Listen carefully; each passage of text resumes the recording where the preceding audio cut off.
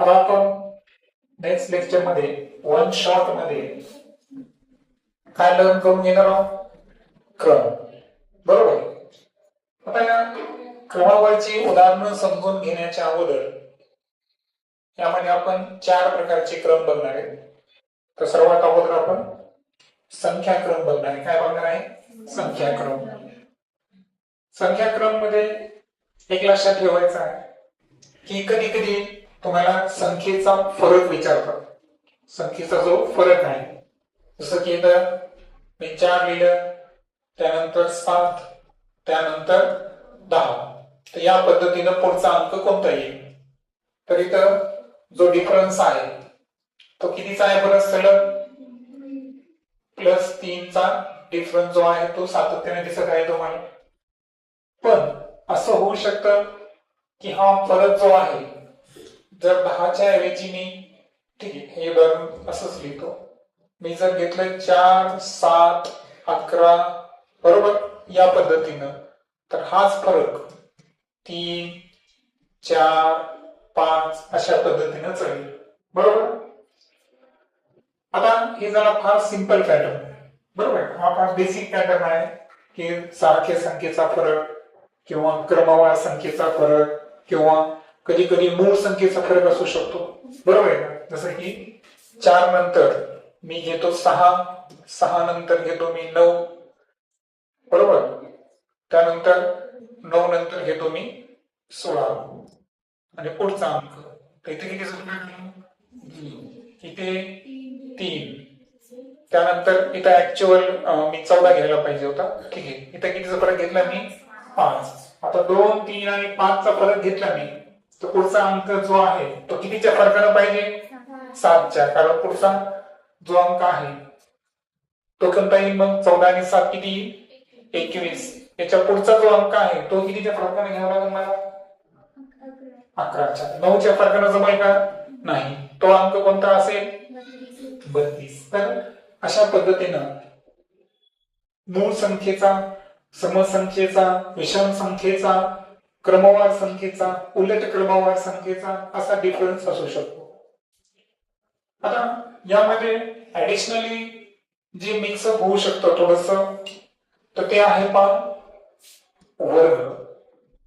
म्हणजे जो स्क्वेअर आहे हा स्क्वेअर फॉर्मॅट इथे ऍड होऊ शकतो. स्क्वेअर फॉर्मॅट मध्ये क्रमवार तुम्हाला क्रमवार संख्येचं वर्ग विचारले जाऊ शकतात किंवा विषम संख्येचे वर्ग किंवा समसंख्येचे वर्ग किंवा मूळ संख्येचे वर्ग. जसं की आता इथं मी घेतलं पहिल्यांदा 4, त्यानंतर 9, त्यानंतर 25, त्यानंतर 49, तर पुढचा अंक कोणता? तर हा कोणाचा वर्ग आहे? 2चा वर्ग, हा 3, हा 5, हा 7. मग इथं कोणाचा वर्ग येईल? 11चा वर्ग येईल. बरोबर आहे का? मग ते आन्सर काय असेल तुमचं?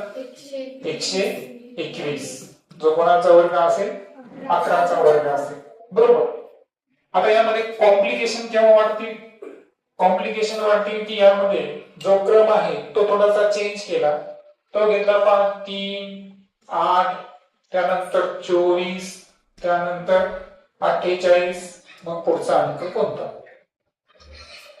काय झालं बरं दरवेळेस? आता इथं काय झाला होता? n स्क्वेअर होता. फॉर्मॅट काय होता इथं? n square. आता फॉर्मॅट काय बरं? मूळ संख्या घेतली आणि त्यामधून काय वजा केलेला आहे? 1 वजा केलेला. बरोबर. मूळ संख्या आणि त्यामधून काय वजा केला? 1 वजा केला. म्हणजे इथं जर पाहिलं आपण 2चा वर्ग वजा 1, इथं काय झालं? 4चा वर्ग वजा 3चा वर्ग वजा 1, इथे 5चा वर्ग वजा 1, इथे 7चा वर्ग वजा 1. म्हणून आन्सर काढताना 11च्या वर्गामधून 1 वजा करावं लागेल. म्हणजेच 121 मधून 1 वजा केले की आन्सर किती निघलं? 120. बरोबर. हे या ठिकाणी होऊ शकतं. यामध्ये आणखीन ऍडिशनल काय होऊ शकतं? तर आणखीन ऍडिशनल असं येऊ शकतं पहा की एखादी संख्या आहे की या संख्येमध्ये काय होतं की एखाद्या संख्येचा वर्ग मिळत जातो. लक्षात आलं? जसं की पहा पुढच्या उदाहरणामध्ये मी घेतो कलर चेंज करू इथं. पहिल्यांदा मी घेतो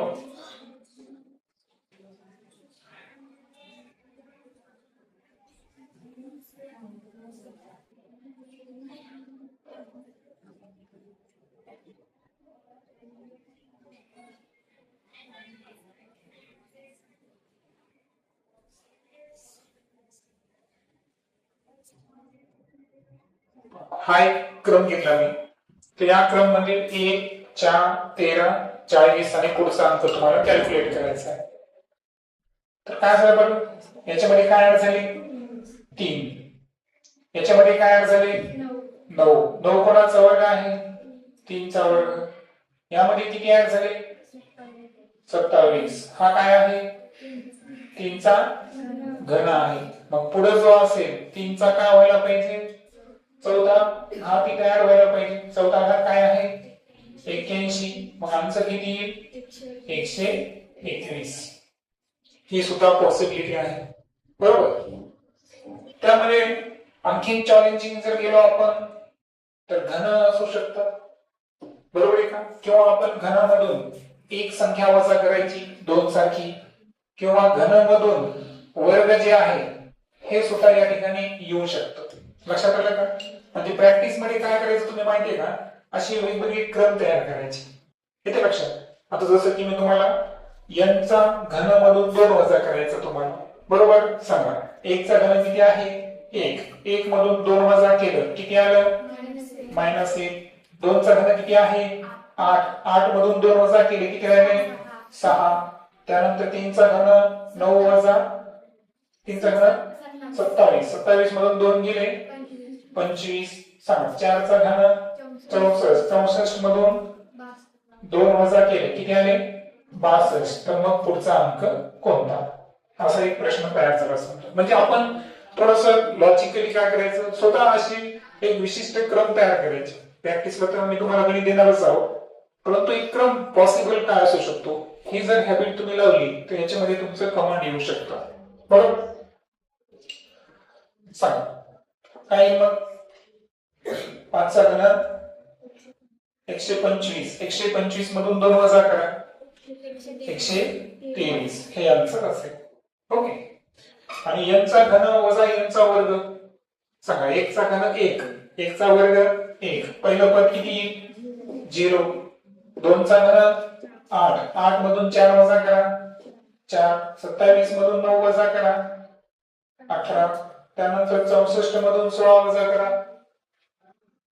64 मधून 16 वजा केले किती राहतील 48 बरोबर आहे का. 64 मधून 16 वजा केल्यावर 48 राहतात. मग सांगा पुढचा अंक कोणता येईल. हा कोण आहे 5 चा घन 125. 5 चा वर्ग 5. इथं क्रम जो आहे तो 5 चा घन आणि 5 चा वर्ग आहे. मग 125 मधून आपण 25 वजा करणार तर आन्सर किती 100. म्हणजे नेमका क्रम काय दिलेला आहे तो पण फार महत्वाचा आहे. आणि कधी कधी काय सायमल्टेनियस पण क्रम दिलेले असतात पहा. जसं की पहा एक क्रम दिला मी तुम्हाला.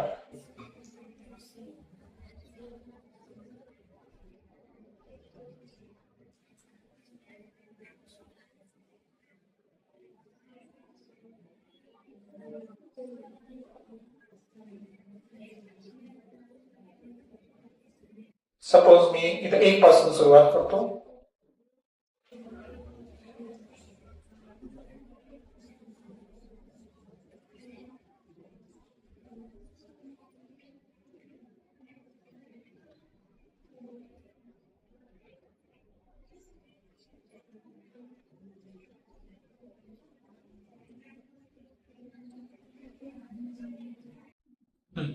आता हे गणित तयार केलं ठीक आहे.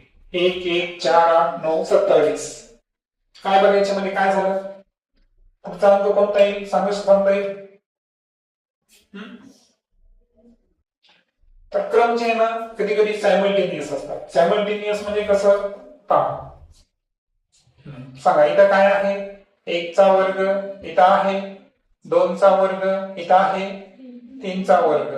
आता इथं काय आहे 1 चा घन इथं आहे 2चा घन इथं आहे 3चा घन, मग पुढे काय यायला पाहिजे?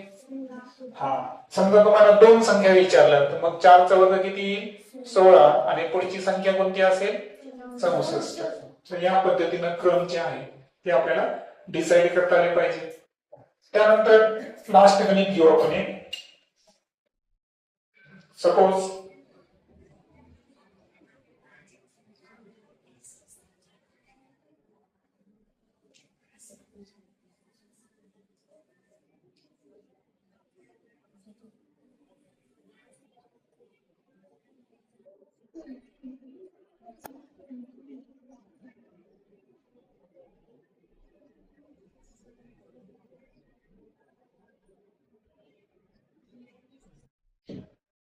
आणि हा एक क्रम आहे. हा क्रम आपल्याला आता यामधली संख्या शोधायची. काही बरं सांगा. 2, 4, 5, 25, 6, 64 संख्या जास्त आहेत. म्हणजे याचा अर्थ या क्रमामध्ये कुठेतरी काय आहे? मिक्सिंग आहे. मग मिक्सिंग म्हणजे आपण काय करणार? यांचा संबंध बघणार. काय संबंध आहे बरं? किती ऍड व्हायले? 3 ऍड व्हायले. 2 आणि 3 5, 5 आणि 3 8, 8 आणि 3 किती? 11. आणि जर इथं 11 दिलेला आहे, समजा इथं 11 दिलेला आहे आणि पुढचा अंक विचारला तर काय येईल बरं? हा, कारण इथं काय झालं? मागच्या संख्येचा दरवेळेस काय यायला? वर्ग यायला. मग मागच्या संख्येचा वर्ग असल्यामुळे पुढचा अंक काय असेल? 121. म्हणजे सिंपली सांगायचं असेल तर आपण काय करायचं आहे? सरळ मध्ये एक क्रम बघायचा आहे. त्यात काय लॉजिक बसतं का? कधी कधी गुणाकाराचे पण लॉजिक असू शकतात. लक्षात आलं का? समजा एखादा संख्या आहे 2, त्यानंतर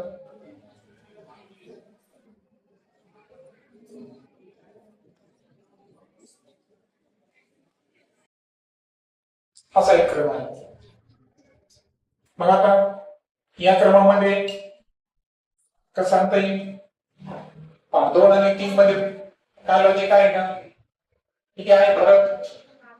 5 आहे. 7 आणि 22 मध्ये 15 आहे. यांच्यामध्ये 45 आहे का? है ना?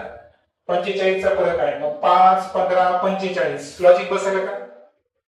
बसते का लॉजिक? काय हा ना, 5 3 15, 15 3 45. बरोबर आहे का? 5 म्हणजे याला 3 न गुणलं, 5 3 15, याला 3 न गुणलं, है ना? 15 3 45. म्हणजे याचा अर्थ 45 ला 3 न गुणायचं होतं. 3 5 15, 4 3 12 आणि 1 13. किती उत्तर आले? 135. आणखी एक लॉजिक आहे बघा. कसं माहितीये का? 3 ने गुणा आणि 1 मिळवा. 3 दोन्ही 6 आणि 1 7, 7 त्रिक 21 आणि 1 22, 22 त्रिक 66 आणि 1 67. मग आता 67 गुणिले 3, 7 त्रिक 21, 6 त्रिक 18 आणि 1 किती व्हायला? 9 त्रिक 18 आणि 2 20, 201 प्लस किती करायचं? 1 किती व्हायला? 202. म्हणजे पहा याच्यात पर्याय काय दिलेले त्याच्यावर डिपेंड आहे. बरोबर आहे ना? की पुढचं जे ऑप्शन्स आहेत त्या ऑप्शन मध्ये एक तर 202 असतील. 202 जर असतील तर मग 67 त्रिक 201 आणि त्यामध्ये एक काय करायचं? आपल्याला ऍड करायचं. कोणत्यानुसार चाललो आपण? गुणिले 3 अधिक 1 या लॉजिक नुसार चाललो. खाली जर आपण फरक काढला तर त्या फरकामध्ये सुद्धा एक वेगळा लॉजिक निघाला. म्हणजे प्रोबेबल आन्सर, प्रोबॅबिलिटी म्हणजे शक्यता किती आन्सरची? यामध्ये 2 आन्सरची आहे. जर विचारणारा ट्रेंड हा असेल तर आन्सर 135, अदरवाइज 202. लक्षात आलं का? क्रम संदर्भात. चला आपण यावर आधारित काय करू? एक 5 उदाहरणं समजून घेऊ.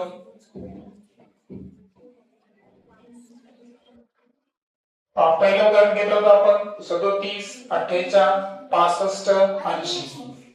आता संख्येकडे पाहिल्याबरोबर काय करतो बरं? सर्व संख्या वर्ग संख्येच्या काय आहे?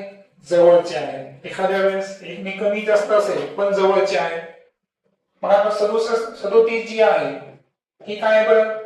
6च्या वर्गामध्ये काय केलं आपण 1 मिळवला. 48 जर पाहिलं आपण तर काय सांगता येईल 7च्या वर्गामधून 1 काय केलेला आहे वजा. 65 जर पाहिलं आपण तर 8च्या वर्गामध्ये काय केलं आपण 1 मिळवला. 80 जर पाहिले आपण तर 9च्या वर्गामधून काय वजा केला आपण 1 वजा केला.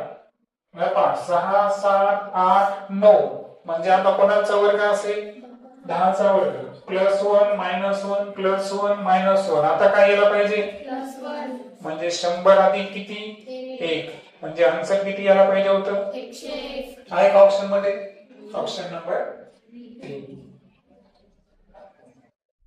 कोणाचा वर्ग आहे 2चा हा 3चा हा 5 हे 7 घेतले आपण मूळ संख्येचा वर्ग.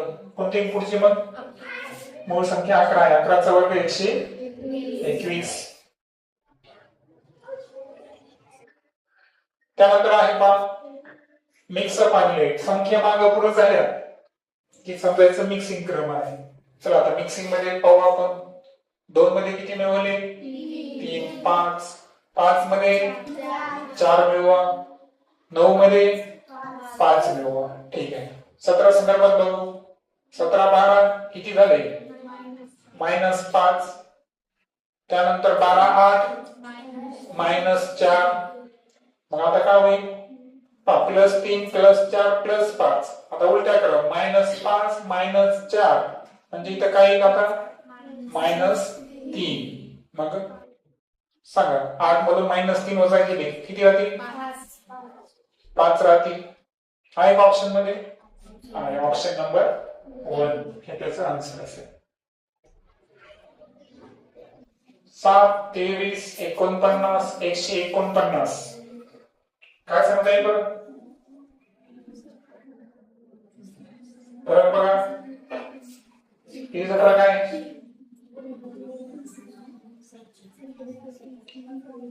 16चा फरक आहे बरोबर. इथं फरक कितीचा येईल 26चा फरक आला. इथे 100चा फरक आला. ठीक आहे. काय लॉजिक बसतं याच्यामध्ये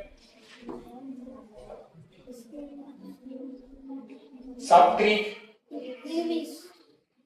त्रिक 21 घेतला आपण तर 2 ऍड केले तर नाही बसेल लॉजिक. लॉजिक बसतो का नाही. आता जेव्हा एखादा लॉजिक बसत नसेल ना तर काय करायचं की संख्या जी आहे ना त्यांचा प्लस मायनस गुणाकार बेरीज वजाबाकी भागाकार याचा क्रम थोडासा मागे पुढे करायचा. जसं की पहा जर आपण 7 जे आहे 7 ला जर 3 न गुणलं तर 7 त्रिक किती आहे 21 आणि प्लस किती केले आपण 2 ऍड केले तर किती व्हायले 23. मग आता 23 चं रूपांतर 49 मध्ये शक्य आहे का बरं. 23 त्रिक 69 आणि 2 71 यायला पाहिजे होते. जर आपण यांची अलग पालट केली तर बघा 23 2 46 आणि 3 किती होतात 49. सो 23 ला आपण काय करू 2 ने मल्टिप्लाय करू आणि ऍड किती करू आता 3. म्हणजे दुसऱ्या संख्येमध्ये काय केलं आपण गुणाकार आणि बेरीजच्या संख्येची काय केली अदलाबदल केली. तसं इथं पुढे पहा 49 वरून आपल्याला काय करायचे आता 149 करायचे आहे. पहिलं लॉजिक पाहू आपण 49 त्रिक किती होता 147. त्यामध्ये 2 मिळवले ते 149 येईल. मग 49 ला किती गुणणार आपण 3 ने आणि किती मिळवणार 2. आता इथं 3 2 च्या ऐवजी 2 3 घेतलं. इथं पण 3 2 तिथं काय घ्यावं आपल्याला 2 3. मग आता 149 ला किती गुणावं लागेल 2 ने आणि 3 मिळवावं लागतील. सांगा 149 गुणिले 2 किती होतील 298. त्यामध्ये 3 ऍड करा किती 301. ऑप्शन नंबर काय असेल 2. त्यानंतर आहे 6 22 46 78. काय सांगता येईल कितीचा फरक आहे 16. इथे कितीचा फरक आला? 24. बरोबर. इथे फरक किती झाला? 32. बरोबर. मग सांगा काय झालं बरं? 8चा पण आहे का? 8 2 16, 3 24, 8 चौक 32. मग आता पंचे 40. 40 जर ऍड केले आपण फॅक्टर मध्ये तर किती होईल उत्तर? 118 आहे का ऑप्शन मध्ये? आहे का? म्हणजे कधी कधी काय होतं की फरक जो आहे तो पुढचा लक्षात ठेवायचा आजच्या टेबलचा. अशा पद्धतीने हे संख्येचा क्रम.